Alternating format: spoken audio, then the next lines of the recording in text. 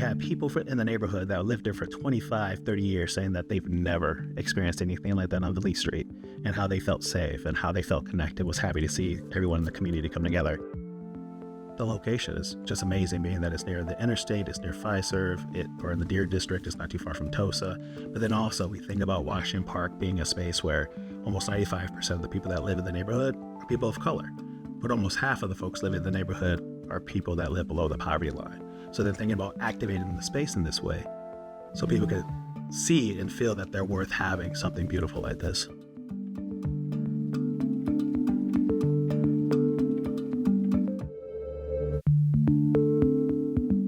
I'm Shannon Sims. This is Rising Forward, stories of social entrepreneurs building businesses that solve real community problems and showing how one person's commitment can move Wisconsin forward.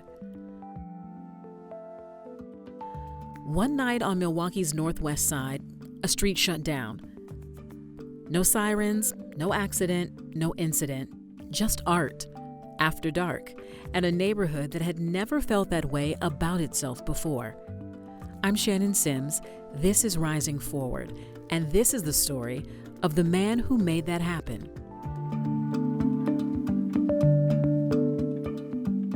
Today, I'm talking with the visionary behind ART-intersectionMKE, Derrick Cainion.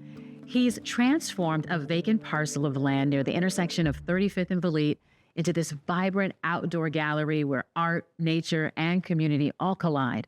This space isn't just beautifying the neighborhood, it's changing how people connect. As I'm taking care of the landscape and all that, a young lady walks up and she's like, "Hey, can I see the space?" And I'm like, "Cool, yeah, just walk around and let me know what you think about the art. It's open for everyone to kind of hang out in."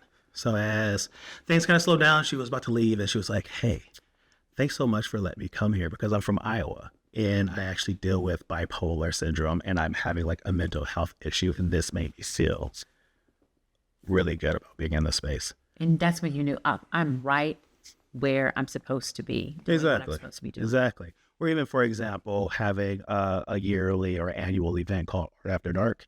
A couple years ago was the first time that we shut down Vliet Street between 35th and 36th, where we have large community events. And it wasn't an accident. It wasn't a police incident. Yeah. It was for art. Yeah, just for a community event for people to come together, right? So at this point, it's the first time that I've done it. And we had people in the neighborhood that lived there for 25, 30 years saying that they've never experienced anything like that on Vliet Street, and how they felt safe and how they felt connected, was happy to see everyone in the community come together.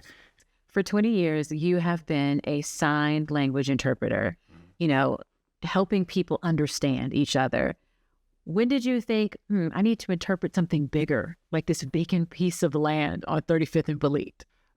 It all happened back in 2020 when COVID hit, right? Been traveling all over the place, all over the world, actually providing interpreting services. And it was at a time where, everyone had an opportunity to kind of sit back and not do anything at all and try to reevaluate what they're doing with life. Mm-hmm. And at that point, my son was 3, and I was like, I need to have roots here in Milwaukee and have a way to have an impact, right? We want to see things change in the city, but what are we doing to make that change happen? So because of my background, growing up in the city of Milwaukee at 53206 and living in DC, seeing how when people come together and have community, things are better, right? People feel connected, people feel safer and all that. So I started thinking about, how can I have a place where I bring people together to make that happen right in Washington Park. So and you credit some of that to Rylan, your son, giving you this inspiration. What did he see at 3 that you didn't see? The whole point of him being somewhat of an artist himself, even at the age of 3, he learned color theory and all that, right? Or being involved in different Mom and Me, Music and Me, or different activities. And I wanted him to see people like his dad and people in the neighborhood where I grew up, and having a way for all of us to come together to have those kind of activities. And just the whole fact that he was alive is the thing that inspired me to change my perspective and do something different in life. Your kids do that to us. Yeah, they do. Now, who is the man who saw that in a vacant lot? For 2 decades, Derrick Cainion's day job is interpretation, sign language. He's helping people who couldn't get access into rooms finally get inside. COVID gave him a pause. His 3-year-old son gave him direction, and Washington Park gave him a canvas to create. If you're just joining us, this is Rising Forward on 89.7 WUWM, Milwaukee's NPR. The location is just amazing, being that it's near the interstate, it's near Fiserv, or in the Deer District, it's not too far from Tosa. But then also we think about Washington Park being a space where almost 95% of the people that live in the neighborhood are people of color. But almost half of the folks living in the neighborhood are people that live below the poverty line. So then thinking about activating the space in this way so people can see and feel that they're worth having something beautiful like this. So walk us through ART-intersectionMKE. What is the experience you want me to feel when I step on the grounds? Oh my God. I want you to feel welcomed. I want you to see some stuff that you've never seen before in the city of Milwaukee. And that is one of the things that really impacts me. And when I think of Vliet, from where it changes in Wauwatosa all the way down to downtown, there's so much art that has been activated on that street. But I'm going to say, let's get back to Mother Nature. Mother Nature is this beautiful mural that is in your park, and it's kind of special to you. Yes, it is. It's very special to me. It's one of the first, it's the first permanent mural that we have on the site. And I work with artists that are international artists to local artists, which is really important to me for people to see work that hasn't been done here before, or even have exposure to artists that never been around this area of the city or in the country even. So there's an artist by the name of Daniel Wilson, who's from the UK, and he lives in Chicago. So I commissioned him to do this work. And we're thinking about the space and the whole point that it's a green space right in the middle of the hood. So it's called Mother Nature and Motherhood because of that. So it's a portrait of a woman that is representative of Mother Nature. And for me, that is a representation of my mom. So it's a portrait of my mom. You're burying the lead here, Derrick. Sorry. That's your mother looking over us. Yeah. Every time we pass down Vliet and 35th. Has that mural gone viral yet?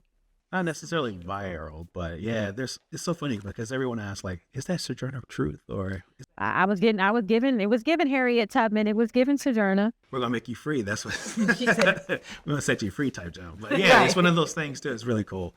Like how the way she kind of looks upon the space, and like there's so many people that live in the neighborhood, and it's like, hey, I walk by and it just feels like she's looking over me as I walk by. I love that. Like, so intentional you are about this space. And it's not just about art. You also want to make sure that there's some sustainability. Mm-hmm. Can you speak about how you've really kind of changed the way we see art and sustainability working, coexisting? Yeah, the whole point of the space is to future-proof the space, to be a model of how we could change, how we develop, or how we create infrastructure in the city. So what I've done is working with MMSD and Greenprint Partners is to build a large bio-swale and a green infrastructure project. Folks don't know what bio-swales are. Cool. Well, love to explain that. Break it down. Cool. Green infrastructure is all about using nature as a way to stopping rainwater from going into our freshwater system. There's great infrastructure that would be like hardscape, concrete, pathways, streets, buildings. Green infrastructure all has to do with nature. So what we've built is a large bio-swale, which is a large indentation in the ground, whereas different types of manufactured soils like sand and rock and all that. And then there's native plants and flowers on the inside of it. So when water falls into that space, it kind of just sits there and it stops that water from going into our freshwater system. So in a couple of days, what happens is the water kind of just subsides or goes into the ground, just dissipates, or it just slowly goes into like a perforated pipe that slowly feeds water back into our freshwater system. See, I'm looking at this large mound of dirt along with art along 35th, a whole lot different now. Yeah. That's kind of what you want people to see is I read somewhere you said this is a resilience hub. Mm-hmm. What does resilience really look like in Washington Park? Oh, resilience hubs are usually focusing on having different types of programs and all that can support community members, but it's also about energy resilience as well. So the next phase, or the next part of this phase one, is all about building a large pavilion that's all solar panels for the roof, right? So it's almost like almost 70 feet by 30 feet, and it's going to be a battery system on the site where we're generating solar power to run all of our programming on the space. But it's not just that, it becomes a resilience hub because if the lights go out in the city, we'll be able to run power based on our solar and be able to provide aid and services for our community. And you thought of that? Kind of. Had some help. Yeah, just based on research and thinking about, again, how do we future-proof the space? How do we have major impact in the city? And how we could create a model of how folks can develop throughout the city or even the country even. We're talking to the Near West Side Partners. That's the bid on that in that area of the city of Milwaukee. And was targeting that area because of the neighborhood, because of my history with the neighborhood as well, and my family connection to it. And just the location is just amazing, being that it's near the interstate, it's near Fiserv, or in the Deer District, it's not too far from Tosa. But then also we think about Washington Park being a space where almost 95% of the people that live in the neighborhood are people of color, but almost half of the folks living in the neighborhood are people that live below the poverty line. So then thinking about activating the space in this way so people could see and feel that they're worth having something beautiful like this. You know, there's been this conversation about art can save communities. I'm not sure if that's a lot of pressure on artists, but what do you think art actually has the ability to do? I think it does. I think it does have the power to save communities. I grew up going to MPS, right? And as an MPS student, I went to all the arts program schools, have a family full of artists, and just seeing how that impacted my life. And then just the idea of how art brings people together. And the whole point of art intersection is that art intersects with everything we do as humans, right? Everything we do in regards to communication, in regards to science even, there's pattern, there's beauty in it, right? And it's just, yeah, I think it's a way that we connect with people even without words sometimes. Neighbors aren't the only ones excited about what Derrick has envisioned.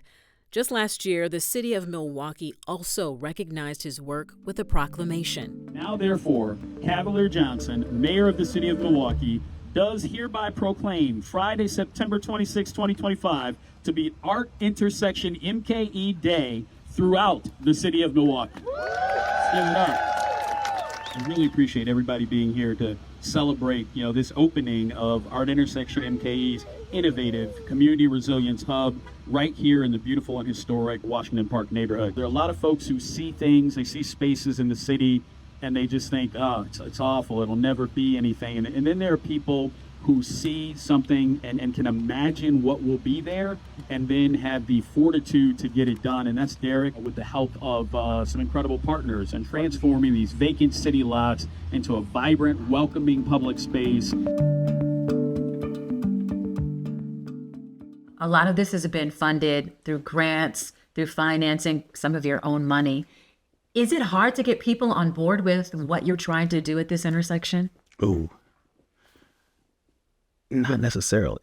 I've been very lucky because I've been able to tell the story about what I wanted to do, and then now I've been able to prove and execute on what I said I wanted to do. People love the idea. The problem is just the funding issue. That's the thing. I'm not independently wealthy, but like you said, I put a lot of my own funding into it, but then been very fortunate to raise over almost $1 million on this project, even with the bio-swale, and work with MMSD and their grant, and then also working with the city of Milwaukee and the NIDC and all that for some of the arts programming, Joy Engine, the Greater Milwaukee Foundation, Harley Davidson Foundation. Great partners. Yeah, so I've been really fortunate to really connect with some really cool folks, people that believe in what I'm doing and saying how I can execute. I love it. Wow. What does success look like for Art Intersection? Success looks like just the build out of this project, right? We have a little bit more to go in regards to fundraising to build out this the Community Resilience Hub. Once we're able to do that, I'll be able to fully program the space with funding that I already received, which is really, really cool.